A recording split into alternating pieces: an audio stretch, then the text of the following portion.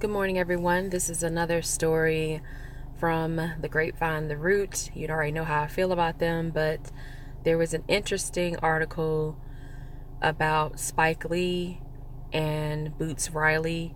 So, as you know, Spike Lee just put out the movie Blackkklansman. I did a review with J-Dog on this movie. I'll leave a link to that review in the description box. I also saw the movie by Boots Riley entitled Sorry to Bother You, and I'll leave that review as well from J-Dog in the description box. Go check out his channels. He has two in particular, J-Dog 8807 and J-Dog Live. So he has really great content. I suggest you go subscribe to him. Hit that notification bell twice so you'll know when he posts new videos or go live. Feel free to join his panels when he has his discussions. We had a great discussion yesterday about current events. Anyway, moving on to this article. So it says Spike Lee responds to Boots Riley's critique of Blackkklansman, quote, "We need police." So this was published Monday, 9:36 a.m. in the grapevine. The Root. More than a week after director and musician Boots Riley delivered a pointed and detailed critique of Blackkklansman, and they have it linked here in blue, and its portrayal of police officers, filmmaker Spike Lee has a response. Riley shared the 3-page criticism on Twitter, and there's a warning here, it does contain spoilers. On August 17th, citing Lee has a huge influence on his own filmmaking, but arguing that Lee's latest film, inspired by Ron Stallworth, a black cop who infiltrated the Ku Klux Klan, leaned into untrue elements that make a cop a hero against racism. First off, I didn't see that in the movie at all. I felt that the movie was lacking in terms of there being a hero cop who defeated racism. I didn't see that at all. Even until the end of the movie, I didn't see that, because he didn't, even if he could defeat racism in a movie, he wasn't able to do it on his own. Okay, and that I'm speaking about the character Ron Stallworth in the movie. They say here it's a made-up story in which the false parts of it try to make a cop the protagonist in the fight against racist oppression, he wrote. It's being put while Black Lives Matter is a discussion, and this is not coincidental. There's a viewpoint behind it. Well, of course there's a viewpoint, exactly like Boots Riley's movie had a viewpoint behind it. He filmed the movie in Atlanta and tried to make everyone believe he filmed it in Oakland. You know, apparently he's from Oakland or knows people from Oakland. His movie, as I stated in J-Dog's review, was an assimilation horror film to me, just like Get Out was from Jordan Peele. There was a viewpoint behind Sorry to Bother You, which included the punishment and the consequences of trying to assimilate yourself as a safe Negro in this society. That was the viewpoint I got from his movie. So for him to come out criticizing Spike Lee, who was a veteran, Boots Riley, this is your first movie. Fall back, son. You know, like people in New York, fall back, son. You know, fall back, son. I can't do it that well. I can't do the accent. Psychopathia, you have to help me out, because I think you have the closest the closest accent to a person from, you know, a straight New Yorker. You know, he's from New York. I'm from New York, son. You're like, I can't do it that well, but you know, fall back, son. Just fall back and breathe. You know, that's how I feel about it, because this your first movie, homie. You need to step back a couple steps, man. You just started. You know, get your feet wet first. Your feet ain't even wet, they half damp. But let's move on.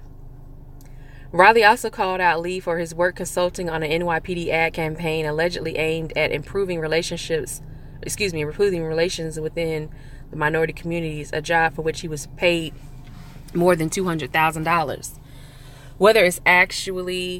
Whether it actually is or not, Blackkklansman feels like an extension of that ad campaign. So it seems like the Sorry to Bother You director, Boots Riley, is trying to get more buzz and pull for his movie. I think has done well so far. according to the Rotten Tomatoes reviews and the amount of money, because Rotten Tomatoes is what it is, but it doesn't really equate to money.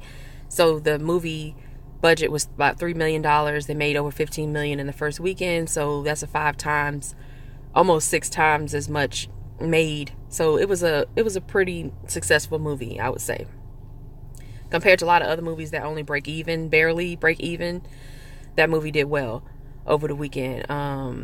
So this Blackkklansman movie has done well too. They have his tweets here, and it says, while Lee didn't refer to Riley by name or reference the specific critique, in a recent interview with the Times, Lee defended his body of work, particularly when it comes to police portrayals. He says, look at my films, they've been very critical of the police, but on the other hand, I'm never going to say all police are corrupt, that all police hate people of color. I'm not going to say that, Lee told the UK paper. And he has a right to say what he wants to say, regarding his work. This is his life's work. He's done a whole lot more than Boots Riley. He could have gone that route, but he didn't.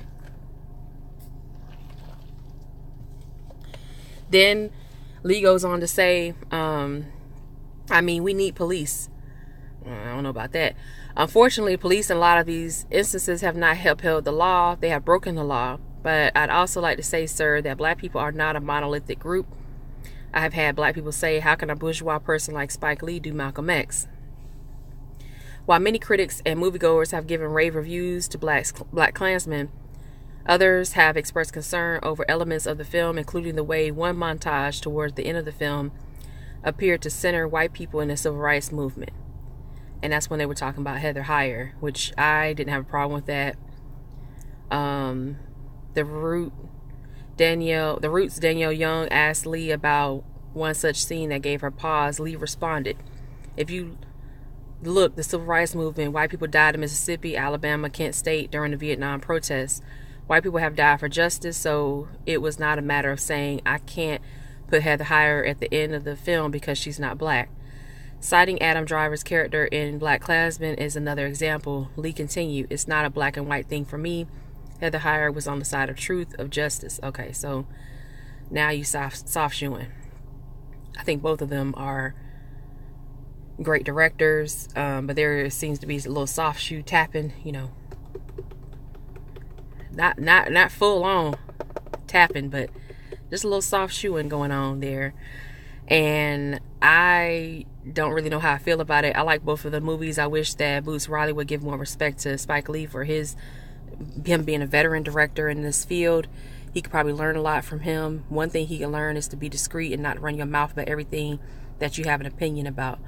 As a director, it's going to be difficult for him to develop himself more effectively because he's coming down on people who are veterans in this field. He doesn't know who Spike Lee knows. He doesn't know who Spike Lee associates himself with or gets his money from to start his project. So if I was him, I would be sitting at his feet learning the game, learn the rules of the game if I want to stay in this industry longer. As for Spike Lee, he's an older person, so he has maybe changed his perspective on certain things, and that's fine, but I think in general, as black people, sometimes if we're in the public light like that, we should just learn to keep our mouth shut and not really say as much if it's going to denigrate our people. Try to keep it positive when it comes to our people. Boots Riley didn't have to say anything. Spike Lee really didn't have to come out and justify anything for his movie because he's Spike Lee, you know what I mean? So you don't see people like Spielberg and Michael Bay going back and forth about stuff. Michael Bay's not really a director, but you don't see people going back and forth. You don't see white folks and other people. You don't see Asian directors going back and forth about stuff like this. So let's keep it professional. Let's keep it, down to earth. Let's keep it on code as much as possible. But you all let me know what you think in the comment section. I'll leave links to this article and the 2 reviews that I did on J-Dog's channel. Shout out to him. Shout out to Rottweiler. Shout out to CRU Reality. And I'll talk to you in the next one.